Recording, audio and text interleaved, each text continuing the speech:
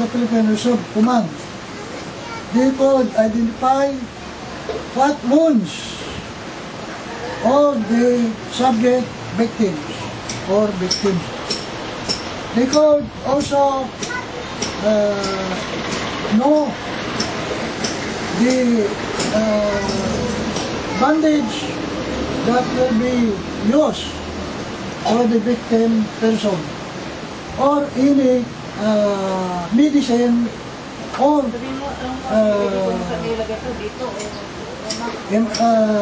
emergency cases that be able to cure the wounds of the victim person. Colonel, may I cut you? Yes. Can you provide medical doctors, nurses, therapists, and things like those in your team, as part of your team? Yes, we can, because the Armed Forces of the Philippines Reserve Command, having the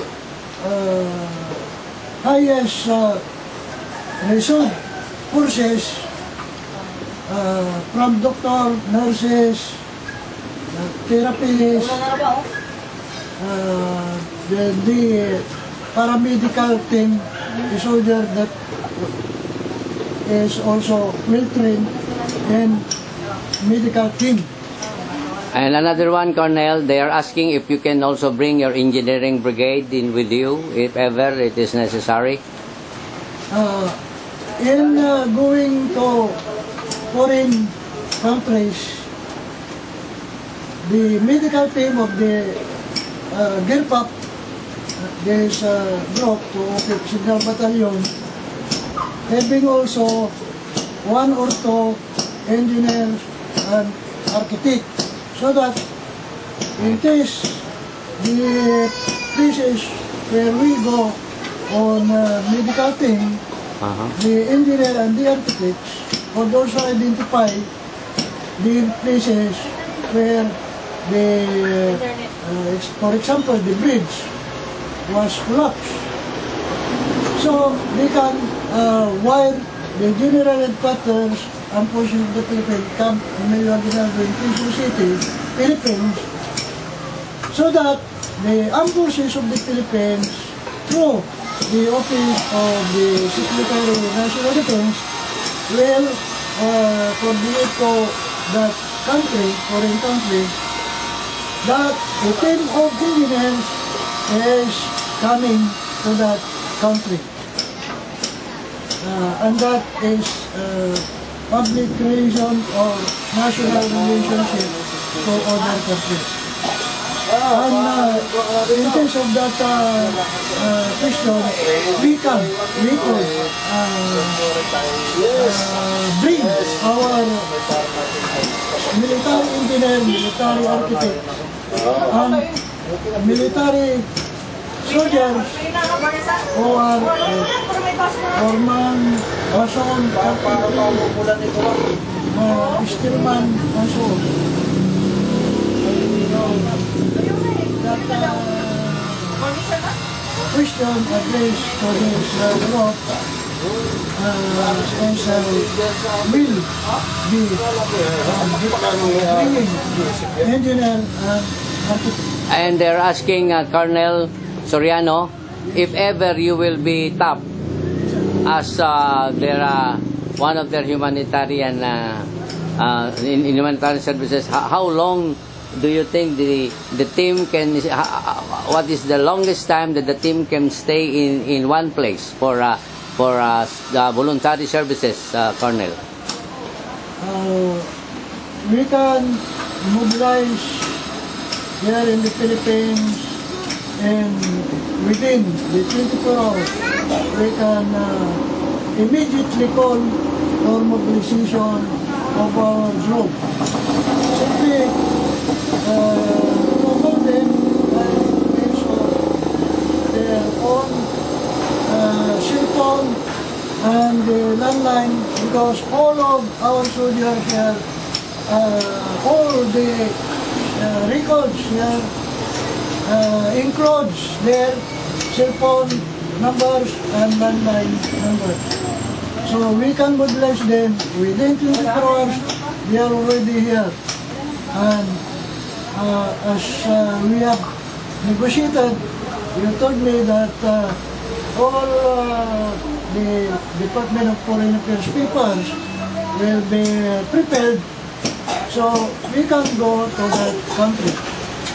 And how long are they going to stay there if ever they will be invited to do voluntary services? Colonel Soriano. As long as the situation, Maximum and minimum. Minimum of 90 days. Can they be there for 90 days, Colonel Soriano? 90 days, maybe 95 days, because 95 days. yes, we are basing on to the military manual regulation, which the armed forces of the Philippines assign to foreign countries, maybe, I think, 95 days. That's the minimum, Colonel Soriano. Minimum. And Can be extended we for can more. also request the extension of this soldiers if necessarily Okay.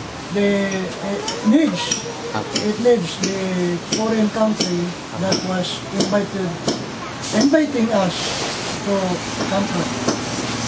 Like for example, Colonel Soriano, what happened in Japan last 2011 March, and up to now, they're still constructing the building that was been heavily damaged, collapsed due to the tsunami earthquake with the magnitude of 9.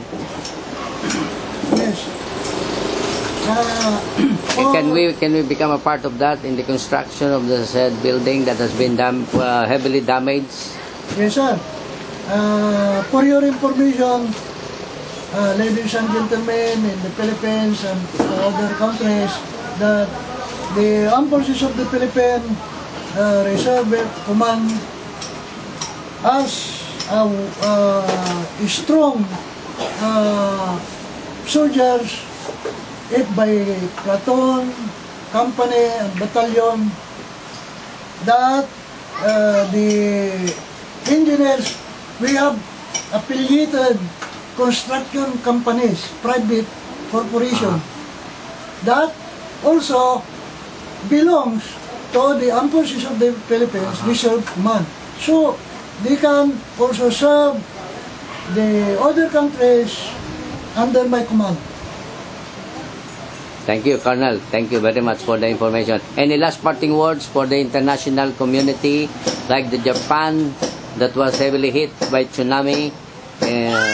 Last parting words, Colonel, for them? Yes.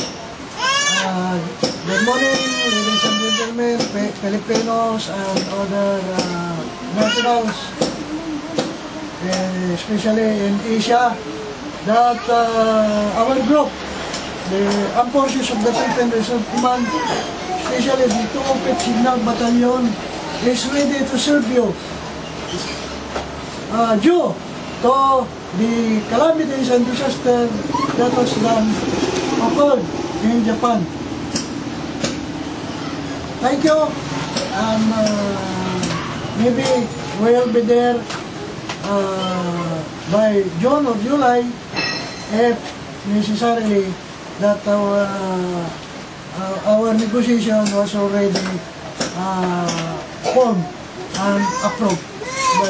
Thank you, Colonel. Office. Yeah, thank you, Colonel, for your time. Thank you. Thank God you. bless.